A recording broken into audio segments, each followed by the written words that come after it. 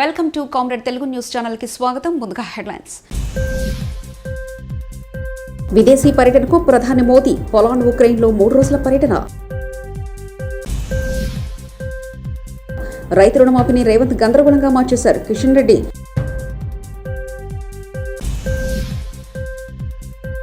రైతుల కోసం పోరాటం చేయడానికి బీఆర్ఎస్ సిద్ధం. కేటీఆర్.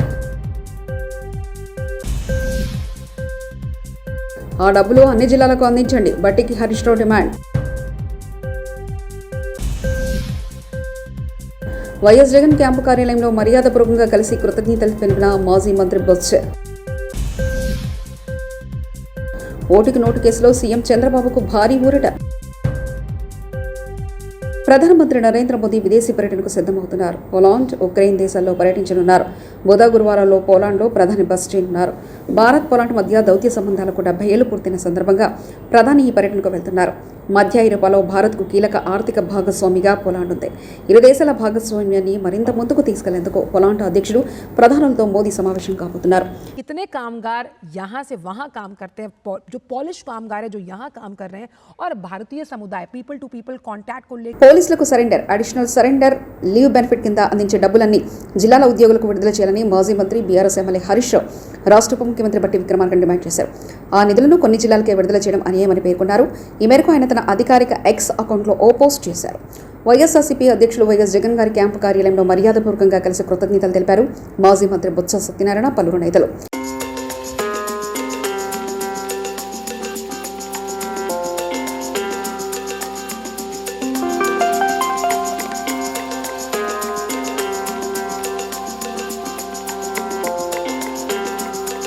ఎన్నికలకు ముందు మాదే అధికారం అంటూ అత్యుత్సాహం ప్రదర్శించిన వైసీపీ నాయకుల ఆచూకీ కనబడడం లేదట.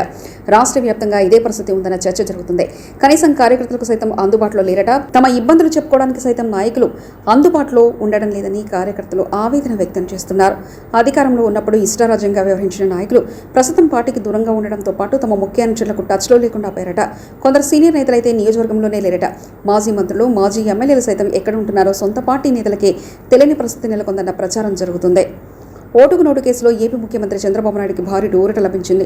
ఓటుకు నోటు కేసులో చంద్రబాబును నిందితుడిగా చేర్చాలని, కేసు దర్యాప్తును సీబీఐకి అప్పగించాలని వైసీపీ నేత ఆల రామకృష్ణారెడ్డి వేసిన 2 పిటిషన్లు ధర్మాసనం డిస్మిస్ చేసింది. రాజకీయ కక్ష సాధింపులకు న్యాయస్థానాన్ని వేదికగా చేర్చుకోదంటూ పిటిషనర్ రామకృష్ణారెడ్డిని జస్టిస్ సురేందర్ ధర్మాసనం మందలించింది. ఈ మేరకు ఏపీ హైకోర్టు నుంచి ఇచ్చిన తీర్పును సమర్థిస్తూ అత్యున్నత న్యాయస్థానం తాజాగా తీర్పు వెలువరించింది. ఇవాళ్టి నుంచి బీజేపీ సభ్యత్వ నమోదు ఉత్సవ కార్యక్రమం ప్రతిష్టాత్మకంగా చేపట్టనుంది. దీనిలో భాగంగానే సికింద్రాబాద్ క్లాసిక్ గార్డెన్లో బీజేపీ సభ్యత్వ నమోదు కార్యక్రమం ప్రారంభమైంది. ఈ కార్యక్రమానికి తెలంగాణ బీజేపీ చీఫ్ కిషన్ రెడ్డి ప్రారంభించారు. ఈ కార్యక్రమానికి ముఖ్య అతిథిగా శ్రీమతి విజయ రహత్కర్ హాజరవగా అభయ్ పాటిల్, చంద్రశేఖర్ తివారీ, ఎంపీలు లక్ష్మణ్, ఈటల రాజేందర్, ఎమ్మెల్యేలు, ఇతర నేతలు పాల్గొన్నారు.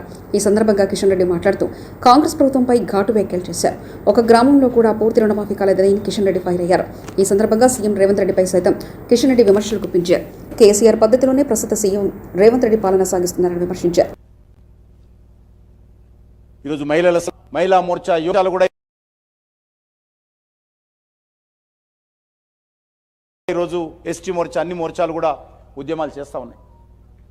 మన పార్టీలో రైతాంగ సమస్యల మీద పోరాటాలు చేస్తున్న విషయాన్ని కూడా ఈ సందర్భంగా మనం చూస్తూ ఉన్నాం. కాబట్టి ఒక దిక్కు సభ్యత సేకరణ చేస్తూ ఈ యొక్క ప్రజా సమస్యల మీద కూడా మనం ముందుకెళ్లాల్సినటువంటి అవసరం ఉంది. అంతేకాకుండా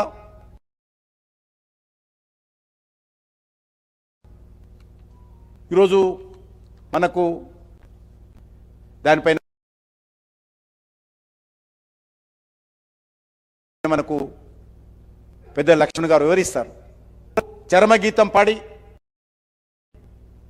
ఈ ప్రాంతంలో స్వాతంత్రాలు వచ్చి 3 రంగుల జెండా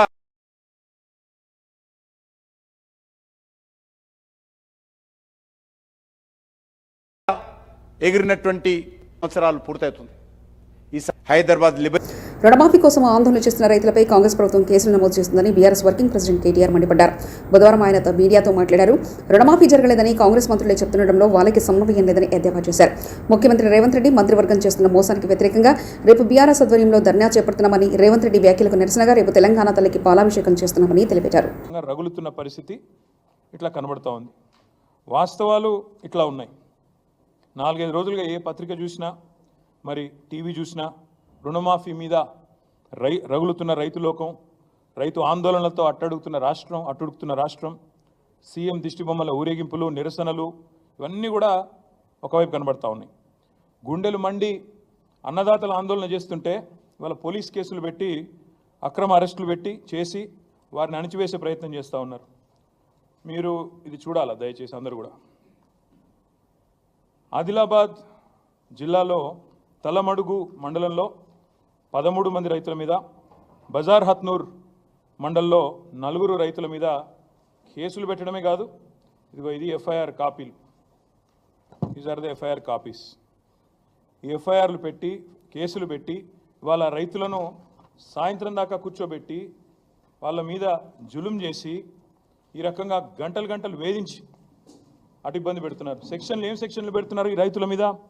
రుణమాఫీ జరగలేదు అని ఆందోళన చేస్తే 7 సంవత్సరాలు శిక్ష పడే విధంగా సెక్షన్ 126, 2 సంవత్సరాలు శిక్ష పడే విధంగా సెక్షన్ 189, 1 సంవత్సరం శిక్ష పడే విధంగా 223. ఇలా చాలా విచిత్రంగా attack on public servants, civil disobedience, ఈ రకమైన కేసులు రైతుల మీద 7 సంవత్సరాలు శిక్ష పడే విధంగా రైతుల మీద కేసులు పెడతా ఉన్నారు. ఇది వాస్తవం, క్షేత్రస్థాయిలో ఉన్న పరిస్థితి. ముఖ్యమంత్రి గారేమో రుణమాఫీ చేసినాం, పాలాభిషేకాలు చేసుకోండి అని ఆయన ఉదరగొడతా ఉన్నాడు. ఇక ఇంకోవైపు వ్యవసాయ మంత్రి గారు 2 లక్షల రుణం అయిపోయింది, తీర్చేసినాం, ఇప్పుడే చూపెట్టాను మీకు ఆయన స్టేట్మెంటు, అయిపోయింది 2 లక్షల రుణమాఫీ అని ఆయన వ్యవసాయ మంత్రి తుమ్మల నాగేశ్వరరావు గారు. కానీ వాస్తవాలు దాచేస్తే దాగవు. ఇవాళ మంత్రులకు, ముఖ్యమంత్రికి ఒక శృతి లేదు, సయోధ్య లేదు, సంయమనం అంతకంటే లేదు. దానికి ఒక చిన్న ఉదాహరణ ఇప్పుడు నేను మీకు చూపెడతాను, ఒకసారి ఆ వీడియో ప్లే చేయాలమ్మా. తిరగకంటే ముందే తెలంగాణ మా అన్న కేతిరెడ్డి సూర్యప్రతాప్ రెడ్డిని చంపింది జేసీనే, నన్ను కూడా చంపాలన్నది నేత జేసీ ప్రభాకర్ రెడ్డి లక్ష్యం. అందులో భాగంగానే నా ఇంటిపై దాడి చేశారు. జేసీ ప్రభాకర్ రెడ్డి ఎన్ని కుట్రలు చేసినా తాడిపత్రికి వెళ్తా. కేతిరెడ్డి పెద్దరెడ్డి మాజీ ఎమ్మెల్యే. అక్కడ నన్ను పోనీకుండా అడ్డుపడడం జరిగింది. అడ్డుపడడంలో నేను చాలాసేపు నేను అక్కడ పోలీసులతో, అయ్యా నేను 10 నిమిషాల్లో పోతా, ఇది ఎవరు 10 నిమిషాల్లో నేను తాడిపత్రికి పోయి నా కార్యక్రమాలు అయిపు చేసుకొని ఇంటికి పోయి నేను తిరిగి అనంతపురం వెళ్ళాలా అని చెప్పడం జరిగింది. అంతలేకే ఎస్పీ గారు మా డిఎస్పీకి ఫోన్ చేసి నాతో మాట్లాడడం జరిగింది. ఎస్పీ గారిని అడిగితే ఎంతసేపు ఉంటారని అడిగారు. 10-15 నిమిషాలు ఉంటారంటే అయితే వెళ్ళండి అన్నారు. నేను అక్కడికి పోతానే తెలుగుదేశం కార్యకర్తలు అందరూ ఫోన్లు చేసుకొని అందరూ కూడా అటుకి రావడం జరిగింది. అక్కడికి వచ్చిన తర్వాత మురళీ ప్రసాద్ రెడ్డి అని నేను వచ్చినాన్ని నన్ను చూడనీకి వచ్చాడు. వచ్చినప్పుడు అతని పైన దాడి చేయడానికి ప్రయత్నం చేయడంతో అతను తిప్పుకొని వెనక్కి వెళ్ళాడు.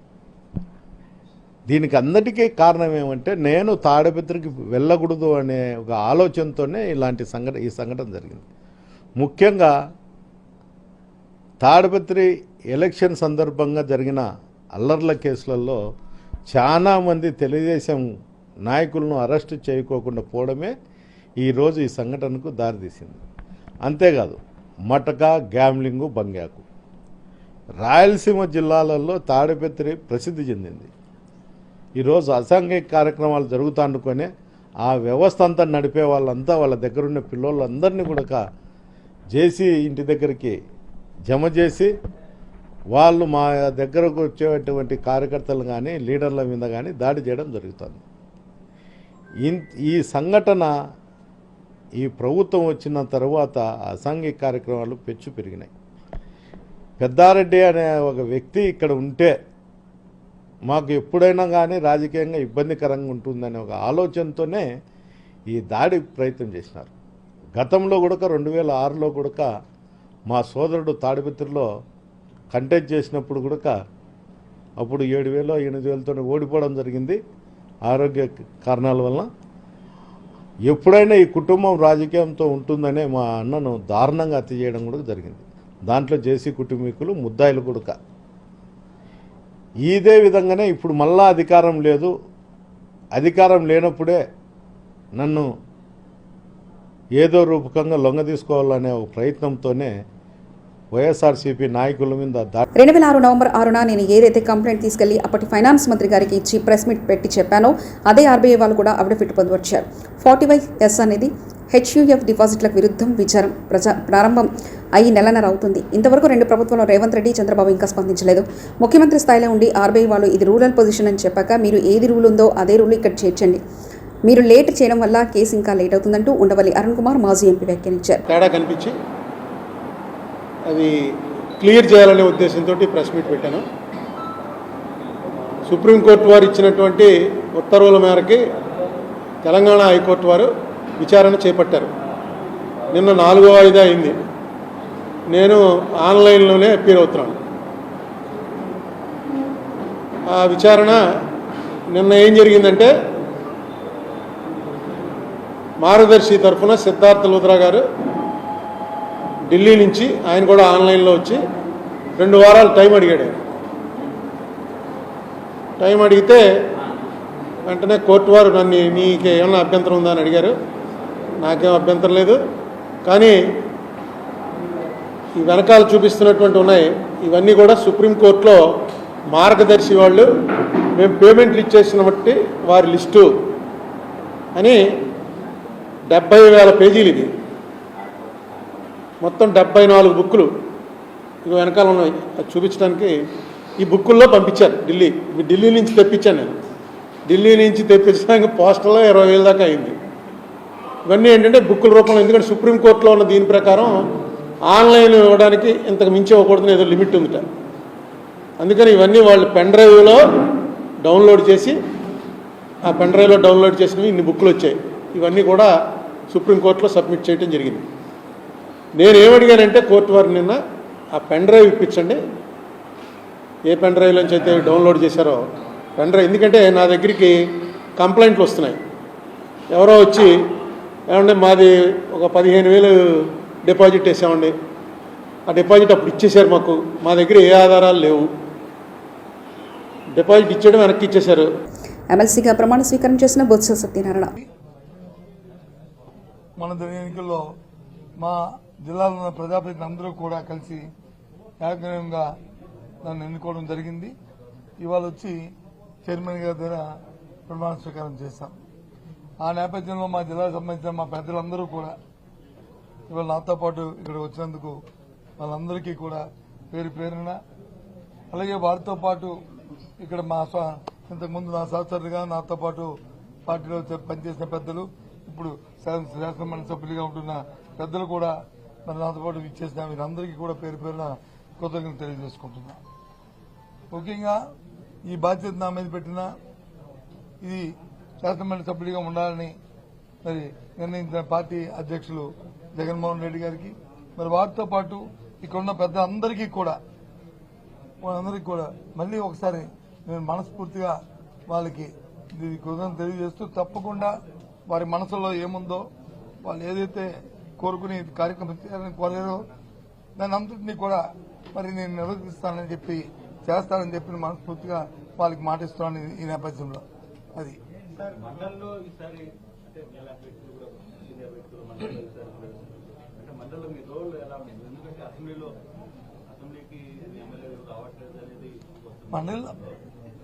అసెంబ్లీకి రాలేదు, అసెంబ్లీకి వచ్చారా, మండలిలో వచ్చారా లేదా ఇది సమస్య కాదు.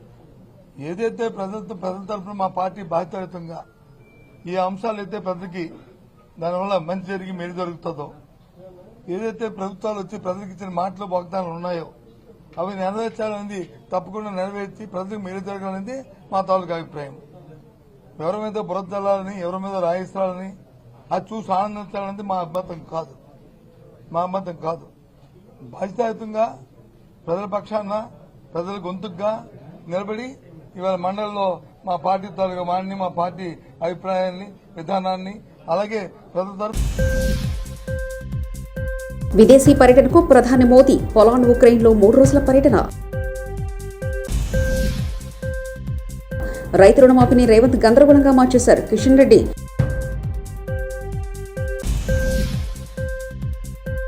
రైతుల కోసం పోరాటం చేయడానికి బీఆర్ఎస్ సిద్ధం కేటీఆర్. ఆ డబ్బులు అన్ని జిల్లాలకు అందించండి, బట్టికి Harish Rao demand. YS Jagan camp కార్యాలయంలో మర్యాదపూర్వకంగా కలిసి కృతజ్ఞతలు తెలిపిన మాజీ మంత్రి బొత్స. ఓటుకు నోటు కేసులో సీఎం చంద్రబాబుకు భారీ ఊరట. ఇవి బులెటిన్ విశేషాలు. చూస్తూనే ఉండండి కామ్రేడ్ తెలుగు న్యూస్ ఛానల్ ప్రతినిధి ఒంటేరు రమేష్ చంద్ర పరకాల.